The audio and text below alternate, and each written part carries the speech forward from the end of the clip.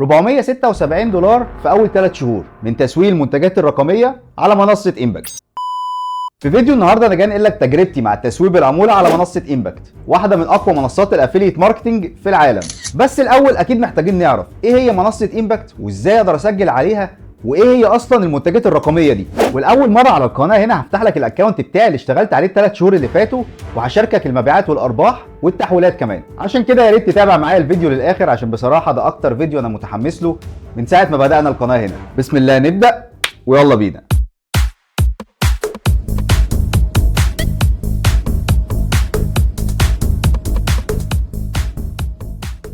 السلام عليكم اجمعين مشاهدين ومتابعين، عاملين ايه؟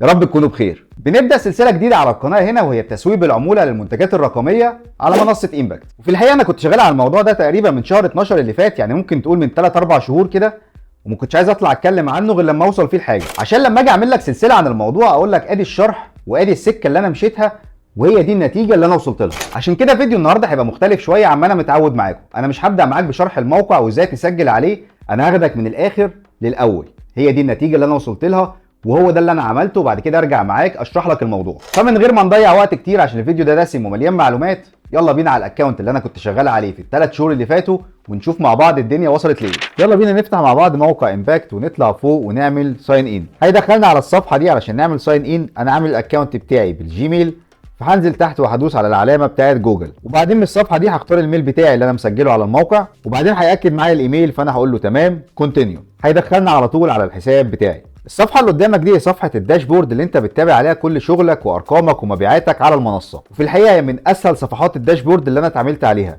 سهله جدا ومنظمه جدا واي حد ممكن يفهمها. طيب من فوق كده هتلاقي عندك مستطيل متقسم 3 اجزاء. اول جزء عندك على الشمال اللي هو تودايز ايرنينجز، في الجزء ده بيوريك المبيعات بتاعتك النهارده بس قد ايه، وزي ما انت شايف معايا كده المبيعات النهارده 15 دولار، مكتوب تحتيها بخط صغير ان نفس اليوم ده الاسبوع اللي فات كنت بايع ب 12 دولار. طيب الجزء الثاني بقى اللي بعديه اللي هو اسمه التوتال بيندنج. ايه بقى الجزئيه دي؟ في الجزئيه دي بيبقى مكتوب كل الارباح اللي انت كسبتها ولسه ما عداش عليها 45 يوم. طيب عشان افهمك اكتر، لو بصيت في التوتال بيندنج هنا هتلاقي مكتوب عندك 203 دولار. ال 203 دولار دول متقسمين من جوه اكتر من بيعه، في يوم عملت فيه 10 دولار، في يوم عملت فيه 20، في يوم عملت فيه 30، بيفضلوا كلهم موجودين في التوتال بيندنج، وكل بيعه فيهم بتكمل 45 يوم بتتنقل للجزء الثالث اللي هو البالانس. ولو بصيت معايا في الجزء بتاع التوتال بيندنج ده هتلاقيه كاتب لك تحت بخط صغير كده النكست بيمنت امتى، يعني الدفعه الجايه اللي هيعدي عليها 45 يوم هتكون امتى علشان تتحول من البيندنج للبالانس. وبعدين عندك الجزء الثالث اللي هو البالانس، ودي الحصاله اللي بتجمع فيها كل المبالغ الصغيره اللي بتتحول من البيندنج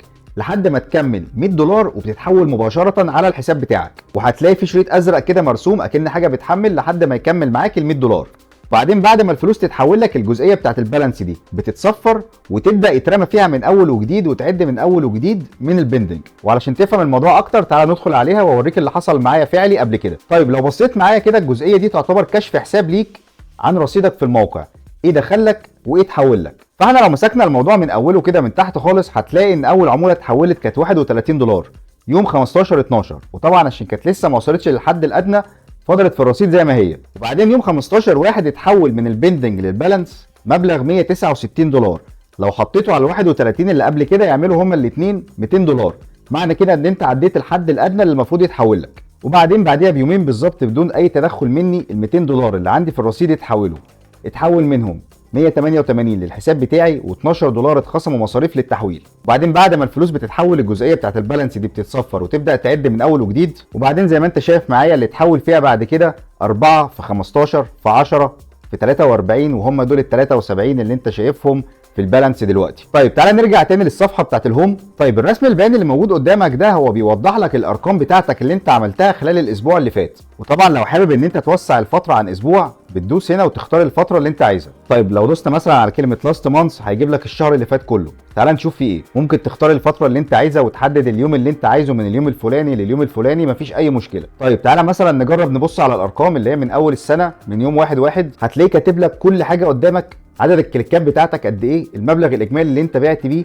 والعموله اللي انت طلعت بيها من المبلغ ده كانت قد ايه. وفي الحقيقه من احلى الحاجات اللي عجباني في الموقع هنا صفحه الداشبورد بتاعته، اسهل مما تتخيل، واي حد هيبص فيها هيفهمها ما فيهاش اي تعقيدات. طيب تعالى بقى نرجع للفيديو ونشوف الموضوع ده من اوله بيتكلم عن ايه. طيب اللفه اللي احنا خدناها مع بعض دي كان الغرض منها اولا ان انا اوصل لك مصداقيه كل الكلام اللي هتسمعه في الفيديو ده. تاني حاجه نقدر نقول ان منصه امباكت هي اكتر منصه فعلا انا اشتغلت عليها عندها احترافيه في تنظيم واداره الارباح للمسوقين اللي شغالين عليها. ثالثا ودي ميزه قويه جدا ان انت ممكن تحول الارباح بتاعتك على اي حساب فاتحه في اي بنك في مصر من غير اي مشاكل. والناس اللي حضرت معايا كورس التسويب العموله على امازون هتفهم النقطه دي كويس قوي.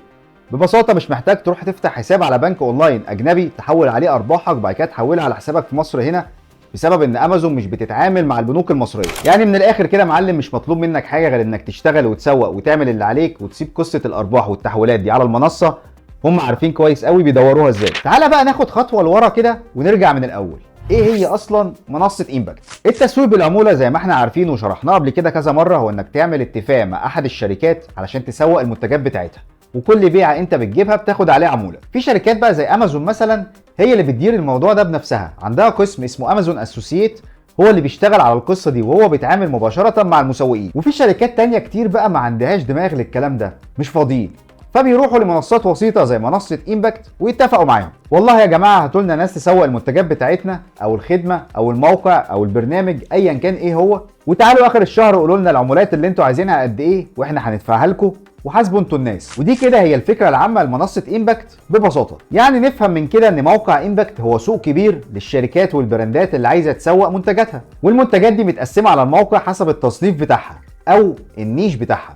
ولو كنت قديم معايا هتفتكر الكلمه دي. بس ممكن نقول ان معظم المنتجات اللي موجوده على الموقع هي منتجات رقميه. طب تعالى بقى نروح للنقطه دي واقول لك ايه هو اصلا مفهوم المنتجات الرقميه. المنتج عموما هو حاجه انت بتدفع فيها فلوس علشان تمتلكها. الاجهزه اللي انت بتشتريها زي الموبايل او اللابتوب، الهدوم اللي انت بتلبسها، مستلزمات البيت اللي انت بتستخدمها، كل دي كده اسمها منتجات. مع التطور والتكنولوجيا والانترنت اللي دخل في كل حاجه تقريبا، في نوع جديد ظهر من المنتجات الغير ملموسه اللي برضو محتاج تدفع فيها فلوس علشان تمتلكها. عندك مثلا مجموعه ادوبي، طبعا كلنا عارفينها، الادوبي فوتوشوب والادوبي بريمير وكل الملحقات اللي انت عارفها دي بتحتاج تشتريها علشان تمتلكها وتعرف تستخدمها.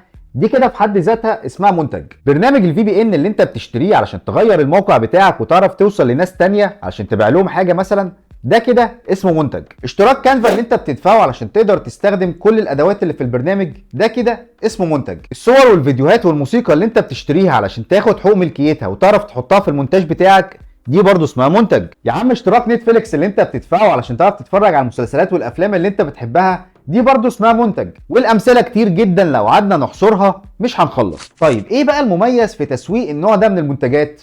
عد عندك. اول حاجه، لا شحن ولا توصيل ولا جمارك. يعني من الاخر مش محتاج تروح تدور على عملاء بره مصر عشان تبيع لها المنتج بتاعك، لانك ببساطه لو فكرت بس تبيع لحد جوه مصر هتدفع اضعاف ثمن المنتج في الشحن والجمارك. انت ممكن تبيع لاي حد في اي حته في العالم وبياخد المنتج وقتي. تاني حاجه، العموله مستمره معاك طول ما العميل بيدفع. يعني ايه الكلام ده؟ هفترض مع حضرتك ان انت اشتغلت على اشتراك موقع كانفا وعملت تسويق للموقع، وبعدين جه العميل دفع واشترك وخدت انت عمولتك، تمام لحد كده حلو الكلام. بعدين الشهر خلص والاشتراك خلص، فجاء العميل يشترك تاني فدفع تاني فخدت انت عموله برضه، وهكذا بقى. العموله مستمره طول ما العميل بيدفع. يعني انت ممكن يجي لك عموله مستمره كل شهر من عميل واحد اشترى من اللينك بتاعك. تالت حاجه بقى معلم، ان عموله المنتجات الرقميه ممكن توصل معاك لحد 50% من قيمه المنتج اللي انت بتسوق له. يعني زي ما شفت معايا في الاول ووريتك الحساب اللي انا كنت شغال عليه في الثلاث شهور اللي فاتوا، كنت شغال على موقع كانفا وموقع انفيديو. موقع انفيديو ده الاشتراك بتاعه في الشهر الواحد ب $30. عمولتك انت كام بقى؟ 50%. يعني مع كل اشتراك انت بتجيبه عمولتك $15. يعني العمولات مش 4 و5% زي ما كنا بنشوف على امازون مثلا. طيب يا عم احمد، يعني هو كل حاجه حلوه كده؟ مش معقول. المطب فين بقى؟ مشكله المنتجات الرقميه بقى ان التسويق بتاعها اصعب من تسويق المنتجات الملموسه. يعني مثلا انا لو بسوق الكوبايه دي هجيب لها شويه صور وفيديوهات وحبه لقطات كده والناس بتستخدمها، وحرمي على التيك توك والانستجرام وبنترست واستنى حد يعجبه المنتج بتاعي واشتريه. طب لو افترضت بقى معاك ان انت بتسوق برنامج في بي ان، هتعملها ازاي دي؟ لا ما تقلقش كده، هقول لك بس لما نوصل للجزئيه دي. تعالى بقى نبدا الشغل باول خطوه عندنا وازاي هنعمل الحساب على موقع امباكت. طيب هنروح مع بعض نفتح موقع امباكت، ودي الواجهه الرئيسيه بتاعته. ولو نزلت تحت بالصفحه شويه هتلاقيه بيعرض لك بعض الشركات والبراندات الكبيره اللي بتتعامل مع الموقع. طيب هنسيبنا منهم دلوقتي وهنطلع فوق ونعمل ساين ان. هتلاقيه هينقلك على الصفحه دي وبيقول لك دخل اليوزر نيم والباسورد، وبعدين هتلاقيه كاتب لك تحت بخط صغير لو ما عندكش اكونت اختار واحده من الثلاثه دول، فاحنا هنا هنختار بارتنر ونتوكل على الله. وبعدين هيدخلك على الصفحه دي ويسالك حابب تعمل الاكونت بتاعك باستخدام احد الطرق دي ولا عايز تعمل بالايميل. فاحنا هنختصر على نفسنا المسافه وهنقول له ساين اب ويز ايميل. وبعدين هيدخلك على الصفحه البسيطه دي اللي هتملى فيها البيانات بتاعتك، اسمك واليوزر نيم والايميل والتليفون بتاعك. وبعدين نقول له جيت ستارتد. وبعدين هيقول لك احنا بعتنا لك كود على التليفون بتاعك اكتبه لنا علشان تعدي.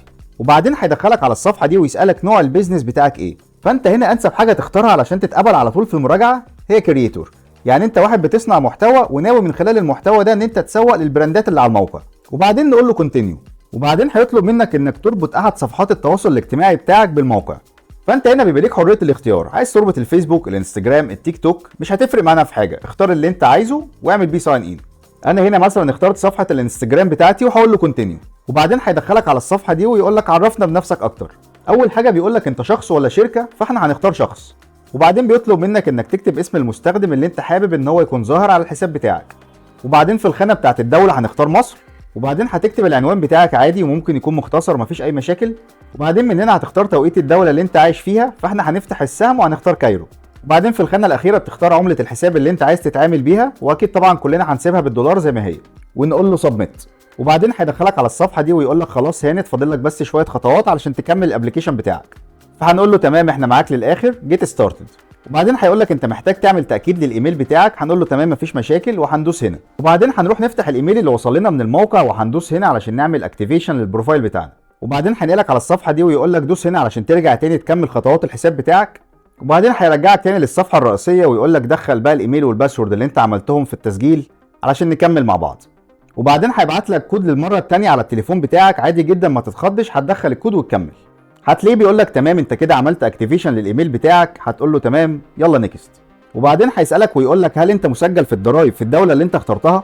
طبعا ما اعتقدش ان حد فينا مسجل في الضرايب، فاحنا هنختار الاختيار الاخراني ونقول له سيف. وبعدين هيدخلك على الصفحه دي اللي بتظبط فيها الشكل العام للاكونت بتاعك، يعني لو حابب تحط الصوره والوصف وكل الكلام ده.